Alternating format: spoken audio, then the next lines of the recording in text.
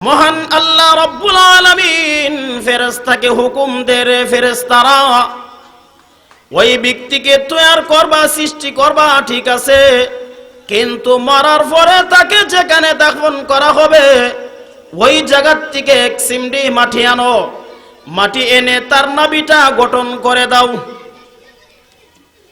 এই জন্য রাসূল আরবি সাল্লাল্লাহু আলাইহি ওয়াসাল্লাম বলেন, যাকে যেই জায়গা থেকে সৃষ্টি করা হয়েছে তাকে ওই জায়গা থেকে, যাকে যেই জায়গার মধ্যে দাফন করা হবে বুঝতে হবে তাকে ওই জায়গা থেকে সৃষ্টি করা হয়েছিল, তাকে ওই জায়গা থেকে সৃষ্টি করা হয়েছিল। এখন আপনাদের প্রশ্ন জাগতে পারে যে হুজুর, আমরা যারা মুসলমান আছি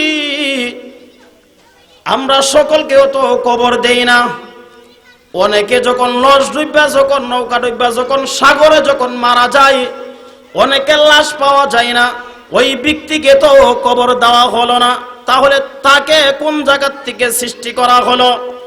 তাফসীরের কিতাবের মধ্যে লেখা হয়েছে ওই ব্যক্তির সমস্ত শরীর যদি পচে যায় এরপরেও তার নাভিটা পচে না, তার নাভিটা পচে না, ওই নাভিটা নদীর যেই জায়গার মধ্যে যায় লাগে, তলদেশে যায় লাগুক অথবা সাগরের সাইডে লাগুক, এই নাভিটা যেই জায়গার মধ্যে যাবে বুঝতে হবে তাকে সৃষ্টি করার সময় ওই জায়গার থেকে মাটি এনেছিল। সুবহানাল্লাহ হইতেন না? এখন প্রশ্ন জাগতে পারে যে হুজুর, হিন্দুদেরকে তো কবর দেওয়া হয় না, তাদেরকে তো ফুরাইয়া জ্বালাইয়া দেওয়া হয়, তাদেরকে কোথা থেকে সৃষ্টি করা হইল? ভাইয়েরা আমার, সমস্ত শরীর যদি পুরাইয়া দে কিন্তু নাভিটা পুরে না, নাভিটার মধ্যে মাটি মিশ্রিত করা, অতএব সালি আর মাটি, সালি আর নাভিটা জমিনের যেই জায়গার মধ্যে নেওয়া লাগবে বুঝতে হবে তাকে সৃষ্টি করার সময় ওই জায়গা থেকে মাটি এনেছিল। এই জন্য রাসূল আরবি সাল্লাল্লাহু আলাইহি ওয়াসাল্লাম বলেন, আমি আর আবু বকর আর উমর আমরা তিনজন এক জায়গা থেকে সৃষ্টি, আমরা তিনজন এক জায়গা থেকে সৃষ্টি। আল্লাহর নবী বিশ্ব নবী রাহমাতুল লিল আলামিন যখন পৃথিবী থেকে যখন বিদায় হয়ে গেল, এমনি হযরত আবু বকর সিদ্দিক রাদিয়াল্লাহু তাআলা আনহু উনি ক্ষমতার মধ্যে আসলেন, উনি প্রধান খলিফা, উনি 2 বছর 3 মাস 11 দিন তিনি রাষ্ট্র চালাইলেন। ওনার মরণের পূর্ব মুহূর্তে সাহাবীরা বলেন, ওগো আল্লাহর নবীর প্রধান খলিফা, প্রধান সাহাবী আবু বকর, আপনাকে আমরা কোথায় দাফন করব আপনি আমাদেরকে বলে দেন। তখন আবু বকর সিদ্দিক রাদিয়াল্লাহু তাআলা বলেন, রে সাহাবীরা, আমি যখন পৃথিবীর থেকে যখন বিদায় হয়ে যাব আমার লাশটা দৌত করে কাফন দাফন করে জানাজার নামাজ পড়াইয়া আল্লাহর নবীর রওজার পাশে নিবা আর সালাম দিবা। আল্লাহর নবী যদি সালামের জবাব যদি দেয় তাহলে আল্লাহর নবীর পাশে আমাকে শোয়াইয়া দিবা, আর যদি রওজার থেকে যদি সালামের জবাব যদি না আসে তাহলে বুঝতে পারবা আমার 2 বছরের শাসনে আল্লাহর নবী নারাজ হয়ে গেছে। সুবহানাল্লাহ। এমনি কাফন দাফন করে জানাজার নামাজ পড়াইয়া সাহাবীরা আবু বকর সিদ্দিক রাদিয়াল্লাহু তাআলা লাশটা যখন আল্লাহর নবী বিশ্ব নবী রাহমাতুল লিল আলামিনের রওজার পাশে যখন নিলেন, এমনি আবু বকর সিদ্দিক রাদিয়াল্লাহু তাআলা লাশটা রাখিয়া উমর রাদিয়াল্লাহু তাআলা সালাম দে, আসসালামু আলাইকা ইয়া রাসূলুল্লাহ, ইয়া হাবিবাল্লাহ, আপনার দুনিয়ার সাথে আপনার হিজরতের সাথে আবু বকর পৃথিবী থেকে বিদায় হয়ে গেছে, আপনি যদি অনুমতি দেন তাহলে আপনার পাশে শোয়াইয়া দিব, না হয় দূরে কোথাও নিয়ে শোয়াইয়া দিব। এমনি রওজা শরীফ থেকে আওয়াজ আসছে, আদখিলুল হাবিবা ইলাল হাবিব, হে উমর আর আলী, তার হাবিবের কাছে তার হাবিবকে শোয়া দাও, তার হাবিবকে তার হাবিবের কাছে শোয়া দাও, অর্থাৎ বন্ধুকে বন্ধুর সঙ্গে শোয়া দাও। এতদিন ছিল আমার দুনিয়ার সাথী, এখন থেকে হয়ে যাবে আমার রওজা শরীফের সাথী, এখন থেকে আমার রওজা শরীফের সাথী হয়ে যাবে। আবু বকর সিদ্দিক রাদিয়াল্লাহু তাআলা পৃথিবী থেকে বিদায় হয়ে গেল। এমনি ওমর রাদিয়াল্লাহু তাআলা তখন তিনি রাষ্ট্রপ্রধান, 10 বছর রাষ্ট্র চালাইলেন। কয় বছর? 10 বছর রাষ্ট্র চালাইলেন। আবু বকর সিদ্দিক ওমর রাদিয়াল্লাহু তাআলা 10 বছর রাষ্ট্র চালাইলেন। উনি যখন ইমামতি করতেছে, ওই সময় নামাজের লাইনের মধ্যে একজন ঘাতক অগ্নি পূজারী, একজন ইহুদি বর্ষা কাফুরের তলে করে নিয়ে আর লাইনের মধ্যে দাঁড়াইছে, লাইনের মধ্যে দাঁড়াইছে। ওমর রাদিয়াল্লাহু তাআলা তখন নামাজ পড়াইতেছে। নামাজ অবস্থায় ওমর রাদিয়াল্লাহু তাআলাকে তীর মারলেন, নাউজুবিল্লাহ। তীরের আঘাতে যখন রক্তাক্ত হয়ে গেল, উমর রাদিয়াল্লাহু তাআলা তখন তিনি আঘাত জায়গার মধ্যে চাপ দিয়া ধরে ওনার পিছন থেকে একজন সাহাবী, যার নাম হইল আব্দুর রহমান ইবনে আউফ রাদিয়াল্লাহু তাআলা, ওনাকে টান দিয়ে ইমামতির জায়গার মধ্যে দিলেন আর ইশারায় দিলেন, আপনি নামাজ চালায়া যান, আমি উমর পৃথিবীর থেকে বিদায় হয়ে যাইতে পারি, কিন্তু নামাজ ভঙ্গ হতে পারে না, নামাজ ভঙ্গ হতে পারে না।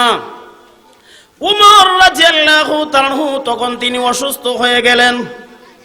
অসুস্থ হওয়ার পরেও তিনি শক্ত রুটি জাইতুনের তেল দিয়ে খাইতেন। কি দিয়ে খাইতেন? জৈতুনের তেল দিয়ে খাইতেন। সাহাবীরা বলেন, আপনি শক্ত রুটি জাইতুনের তেল দিয়ে খান, দেশের খেদমত করবেন কিভাবে, ইসলামের খেদমত করবেন কিভাবে? আপনি তো আরো শুকাইয়া যাবেন। আপনি গোশত দিয়ে খান, আপনি গোশত দিয়ে খান। কিন্তু এই প্রস্তাবটা কোন সাহাবী উমর রাদিয়াল্লাহু তাআলাকে দিতে সাহস করতে পারে না। ওনার মেয়ে আল্লাহর নবীর স্ত্রী আম্মা জান হাফসার কাছে যায় বলেন, হ্যাঁ মা, আমরা তো ওমরকে বলতে সাহস পাই না, আপনি বলুন আপনার বাবা যেন দেশের স্বার্থে, রাষ্ট্রের স্বার্থে, ইসলামের স্বার্থে যেন উনি যেন ভালো ভালো খাবার যেন খায়। উনি তো এমনি অসুস্থ, আরো দুর্বল খানা খাইতেছে, শরীর তো আরো দুর্বল হয়ে যাবে। যখন আম্মা জান হাফসা রাদিয়াল্লাহু তাআলার কাছে যখন এই প্রস্তাব যখন দিলেন, এমনি আম্মা জান হাফসা রাদিয়াল্লাহু তাআলা উমর রাদিয়াল্লাহু তাআলাকে বলেন, আব্বা, আপনি কি দেশের স্বার্থে, আপনি কি ইসলামের স্বার্থে, আপনি কি ওই রুটিগুলাকে আপনি কি গোশত দিয়া খাইতে পারেন না, বা ভালো ভালো আপনি খাবার খাইতে পারেন না? আপনি দিয়ে আরো শুকাইয়া যাইতেছেন, আপনি তো কঙ্কাল হইয়া যাইতেছেন।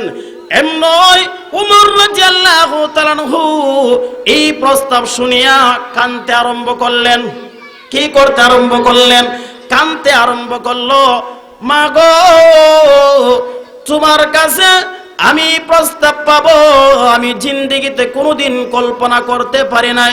মা গো, আমি জানতে চাই আল্লাহর নবী কি খাইতেন, আল্লাহর নবী কি খাইতেন?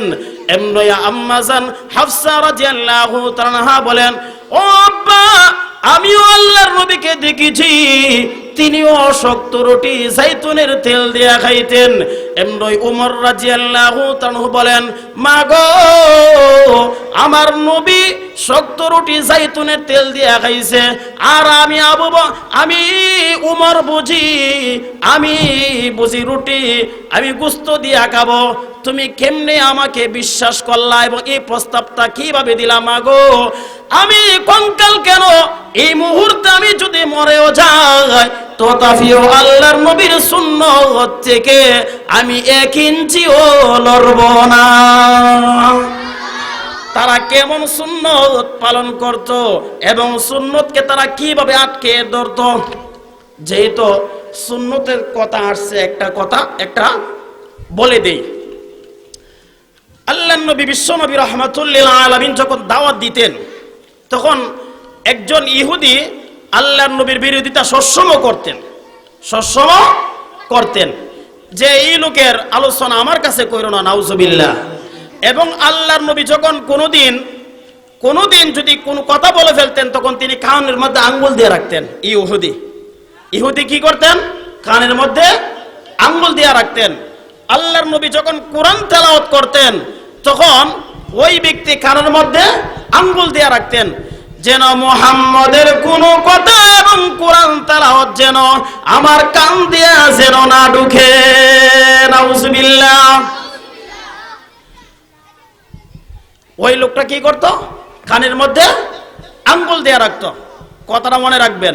কি রাখবেন? কথাটা মনে রাখবেন। ইহুদি আল্লাহর নবীর কোনো কথা শুনলে এবং কোরআন তেলাওয়াত শুনলে তিনি কানের মধ্যে আঙ্গুল দিয়ে রাখতেন।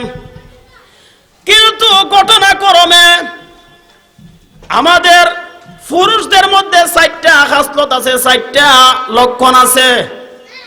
একটা লক্ষণ হইল, পুরুষ যখন ঘরের মধ্যে যখন কাজ্জা লাগে, ঝগড়া করে স্ত্রীর সাথে, তাহলে একদল পুরুষ আছে দেখবেন ঘরের ভিতরে যা আছে সব বাইরে ভেঙে ফেলে। আরেক দল পুরুষ আছে দেখবেন যে কোনো কিছুই বলে না, দূরে দাঁড়াইয়া কছে তোরে তালাক দিলাম। আরেক দল পুরুষ আছে দেখবেন মুখে বলার আগে আছে। আরেক দল পুরুষ আছে স্ত্রীর সাথে ঝগড়া লাগলে সোজা 7টা লইয়া কালীগঞ্জ বাজারে যায়।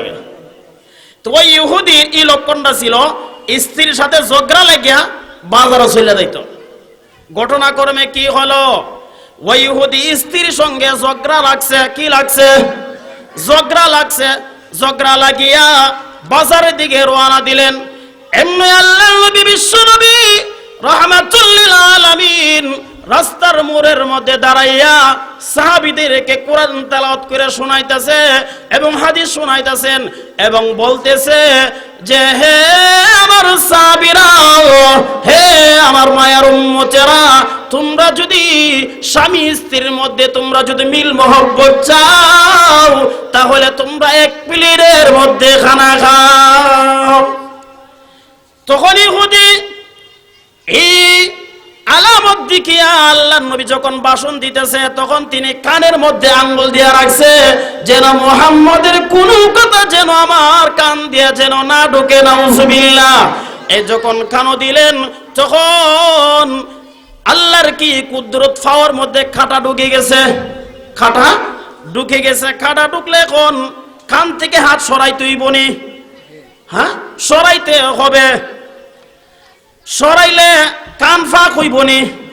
ফাঁক হইলে আল্লাহর নবী এই ফাঁকি দিয়ে একটা ওয়াজ করে ফেলছে, রে সাহাবীরা, তোমরা স্বামী স্ত্রীর মধ্যে তোমরা যদি মিল মহব্বত চাও, তাহলে তোমরা এক প্লেটের মধ্যে খানা খাও।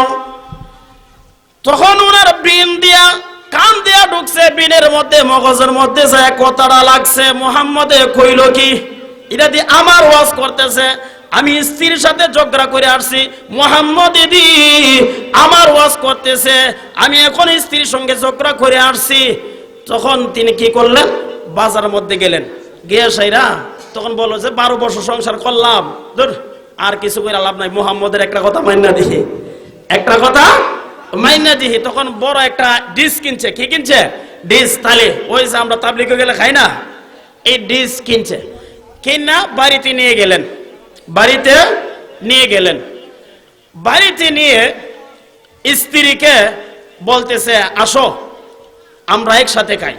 না, তুমি যে মার দিছো আমারে এবং আমার সাথে প্রতিদিনই ঝগড়া করো, তুমি না, তোমার কথা শুনবো না, একসাথে আর খাবো না। এই নিত খালি বেগালতা করতেছে, আসো আমরা একসাথে খাই। তখন ছেলে মেয়েরাও দেখছো নি, আম্মা আব্বা তোমার কত মহব্বত করে, আব্বা কইতেছে খাও না একসাথে। তখন এই খাইলো। খাওয়ার পরে প্রথম তো একটু সরম লাগলো, লজ্জা লাগলো। এরপর তো একটু ইজি হয়েছে, এরপর তো আরো একটু ইজি হয়েছে। এমন ভাবে 3 দিন যখন চলে গেল, এমনি স্ত্রী ডাক দিয়া বলে, রে প্রাণের স্বামী, এই পদ্ধতি কোত্থেকে আনলেন? এর আগে তো এই পদ্ধতি কোথার থেকে আনেন নাই? আমার বাবার বাড়িতে বিবাহের আগে আমি 16টা বছর অতিবাহিত করেছি, আর আপনার সংসার আমি 12 বছর ধরে করতেছি। 12 আর 16 বছরের ভিতরে আমার এই জিন্দেগির ভিতরে এই 3 দিনের মতন এত শান্তি লাগে নাই। এই 1 প্লেটে খানার পরতে এত শান্তি আমার কাছে লাগতেছে। আপনি এই পদ্ধতি কোথা থেকে আনছেন? তখন স্বামী ডাক দিয়ে বলে, রে স্ত্রী, যেই লোকটার সমালোচনা আমি প্রতিদিন করতাম, ওই লোকের একটা কথা আমি গ্রহণ করেছি। উনি বলেছে, তোমরা যদি স্বামী স্ত্রীর মধ্যে তোমরা যদি মিল মহব্বত চাও, তাহলে তোমরা 1 প্লেটের মধ্যে খানা খাও। তখন স্ত্রী ডাক দিয়া বলে, রে প্রাণের স্বামী, তাহলে আপনার কাছে আমি দরখাস্ত করব, যেই ব্যক্তির একটা কথা গ্রহণ করলে যদি এত শান্তি আসে, তাহলে ওই ব্যক্তির জীবন ব্যবস্থা যদি আপনি গ্রহণ করেন, তাহলে দেখবেন আমাদের সংসারে না যেন আরো কত শান্তি চলে আসে। এইভাবে আল্লাহ রব্বুল আলামিন আমাদেরকে, আমি যে সুন্নতের আলোচনা করছি, আল্লাহর নবীর প্রত্যেকটা সুন্নত যেন আমরা যেন আটকে ধরতে পারি, এই তৌফিক আল্লাহ রাব্বুল আলামিন আমাদেরকে দান করুক।